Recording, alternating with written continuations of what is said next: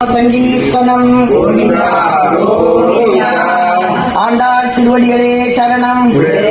ஆனந்த பத்மநாப சுவாமிக்கு, வில்லிபுத்தூர் நாச்சியாருக்கு, ஸ்ரீ பாமா ருக்மி சமேத நவநீத கிருஷ்ண பெருமாளுக்கு, ஸ்ரீ ஆஞ்சநேயருக்கு, ஸ்ரீ கருடாழ்வாருக்கு சர்வத்திர கோவிந்தநாம சங்கீர்த்தனம். கோவிந்தா கோவிந்தா. செலவு தந்த கிருஷ்ண பிரவீன் வாழியே, என்றும் அவர் குடும்ப வாழியே.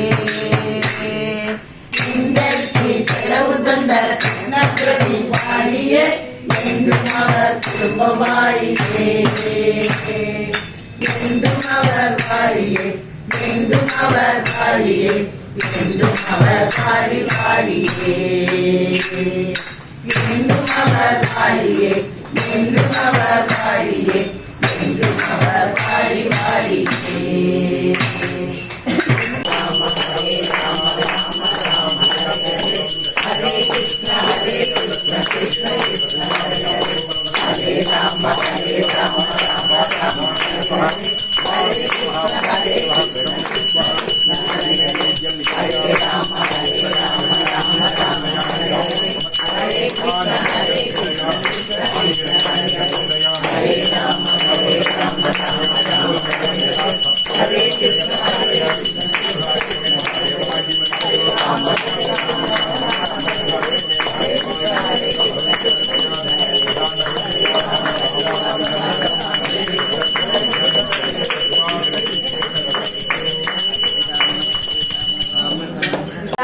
பல்லாயிரத்தாண்டு பல கோடி நூறாயிரம் மல்லாண்டத்தின் தோள் மாலே மணிவண்ணா, உன் செவ்வடி செவ்வி சிறிதாப்பும் அடியோடு நின்னோடு பிரிவின்றி ஆயிரம் பல்லாண்டு வடிவாய்ந்தின் மலர் மார்பினில் வாழ்கின்ற மங்கையும் பல்லாண்டு வடிவார் ஜோதி சுடர் வனத்துறையும் ஆழியும் பல்லாண்டு படைப்போருக்கு முழங்கும் பாஞ்ச சன்யமும் பல்லாண்டு வாழி திருவாய் மொழிப்பிள்ளை மாதவன் வாழும் மணவாளன் மாமுனியை வாழியவன் மாறும் திருவாய் மொழிப்பிள்ளை மாலையத்தூர் தேடிப்பறை நூர் செய்தாமரை தாயினை வாழியை பேரை வாழி திருநாவி வாழியை துணிமூரும் பூமூரும் வாழியை சுந்தர திரு தோழினை வாழியை கையிலேறிய முக்கோலும் வாழியை கருணை பொங்கிய கண்ணினை வாழியை பொய்யில்லாத மணவாள மாமுனி குந்தி வாழி புகழ்வாழி வாழியை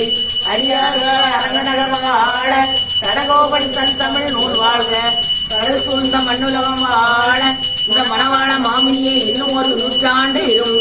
என்னை போல் பிழை செய்வார் உலகிலுண்டோ, உன்னை போல் பிழை வருவார் வல்லார் உண்டோ. அனைத்துக்கெல்லாம் வாழவிருந்த ஏகாந்த மாமுனிவன் இந்த ஏழைக்கு இறையேன் அடியேன் ராமானுஜ தாசா.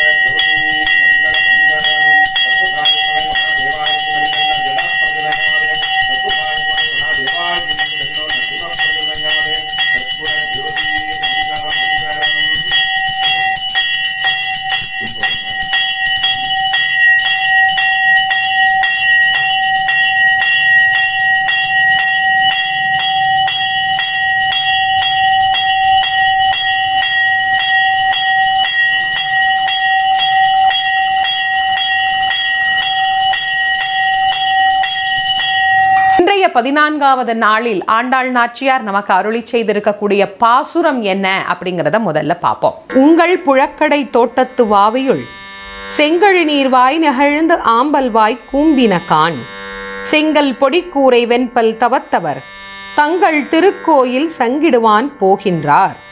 எங்களை முன்னம் எழுப்புவான் வாய் பேசும் நங்காய் எழுந்திராய் நானாதாய் நாவுடையாய் சங்கொடு சக்கரம் ஏந்தும் தடக்கையன் பங்கைய கண்ணானை பாடேலோர் எம்பாவாய்.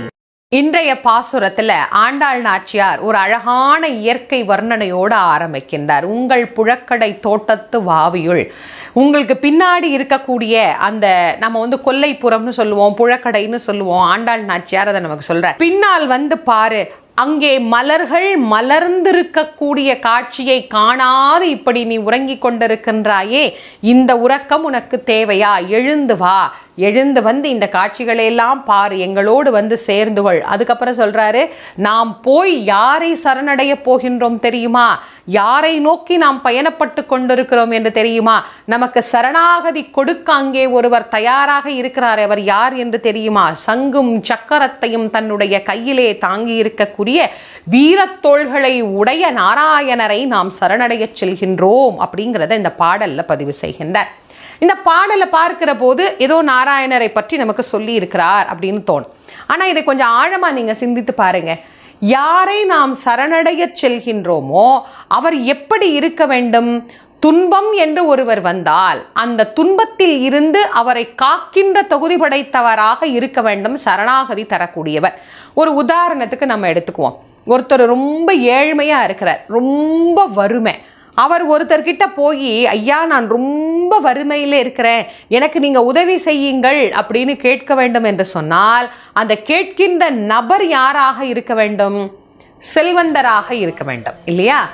இவரை விட வறுமையில இருக்கிற ஒருத்தர்கிட்ட போய் எனக்கு நீ உதவி பண்ணுன்னு கேட்டா அவர் எப்படி உதவி செய்ய முடியும்?